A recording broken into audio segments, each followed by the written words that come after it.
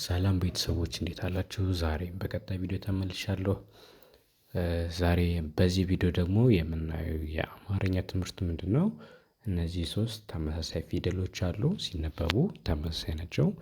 ነገር ግን እዚህ ጋር እንደምታያቸው በሶስት አይነት መልኩ መጻፍ እንችላለን ማለት ነው። ስለዚህ በእነዚህ ፊደሎች የተመሰረቱ ቃላትን እያነበብን እናያለን ማለት ነው። ኦንላይን መማር የምትፈልጉ ተማሪዎች ባላችሁበት ሆናችሁ በሚመቻቸው ሰዓት ለእናንተ ለጓደኛ ለቤተሰብ ለህፃናት ለልጆች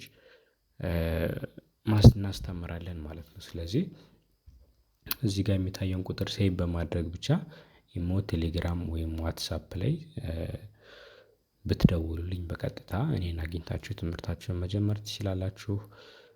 ይሄን ይመስላል ማለት ነው። የመማር ለምትፈልጉት አሁን ደግሞ ወደ ትምህርታችን እንሄዳለን። ያው እዚህ ጋር እንደምታዩት ከዚህ በፊትም በሌላ ክፍል ይሄንን ትምህርት አይተነዋል። አሁን ይሄኛው ደግሞ ምንድነው? ዛሬ የተጀመረበት እነዚህ ቃላቶች አሉ። በአማርኛ ተጽፏል እዚህ ጋር ደግሞ ይሄኛው በእንግሊዘኛው ሲቀየር ነው። ይሄ ደግሞ ወደ እንግሊዘኛ ቋንቋ ሲቀየር ነው ማለት ነው።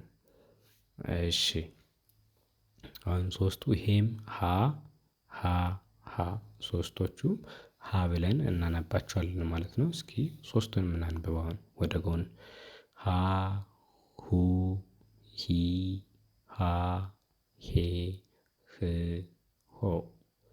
በተመሳሳይ ይሄም ሀ ሁ ሂ ሃ ሄ ህ ሆ ሃ ሁ ሂ ሃ ሄ ህ ሆ። ይሄን ይመስላል ማለት ነው። እሺ አሁን እዚህ ጋር ደግሞ የተመሰረቱ ቃላቶችን እናያለን። እዚህ ጋር ሀገር ስለዚህ ሀገር የሚለው ሲጻፍ ኤች ሃ ጂኢ ገር ሀገር ያው ሀገር ማለት ያው ካውንትሪ ማለት ነው። እሺ እዚህ ጋር ምን ይላል ደግሞ እቺ ሃ ነች ሃ ብ ት ያው ሃ ቢ ብቻዋን ብ ቲ ብቻዋን ት ሀብት።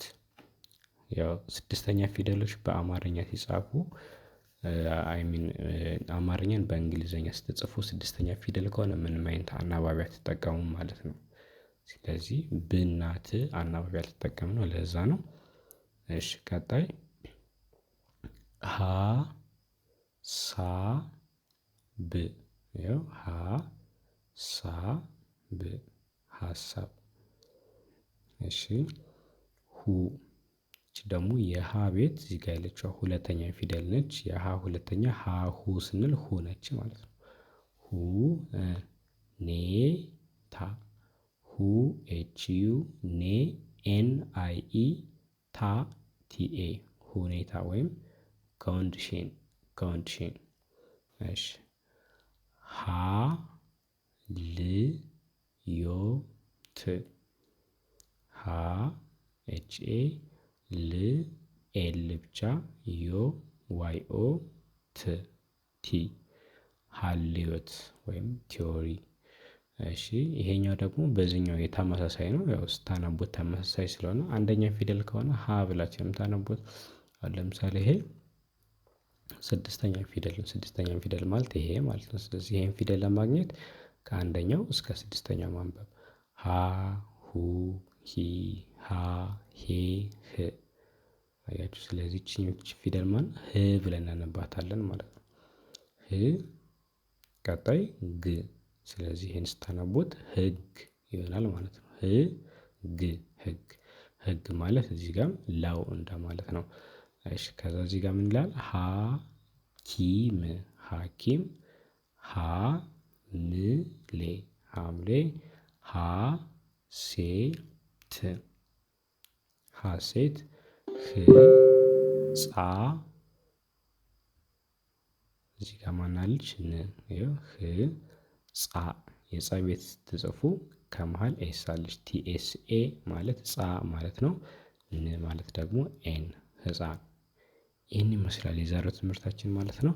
ኮመንት ላይ ደግሞ እንድትጽፉልኝ የምፈልገው እነዚህን ፊደሎች ወደዚህኛው ሀ ቀይራችሁ አሁን ለምሳሌ ሀገር የሚለውን ሀብት የሚለውን እዚህ ጋርም ደግሞ ህግ የሚለውን ህፃን የሚለውን ወደ በእነዚህኞች ቀይራችሁ እንድትጽፉልኝ እፈልጋለሁ ማለት ነው።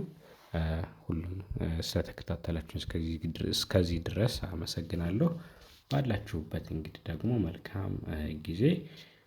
ቤተሰብ ሆኑን ሰብስክራይብ በማድረግ ይሄን ቪዲዮ ደግሞ ለሚያስፈልገው ሰው ሼር በማድረግ እንዲጠቀምበት አድርጉ ማለት ነው። አመሰግናለሁ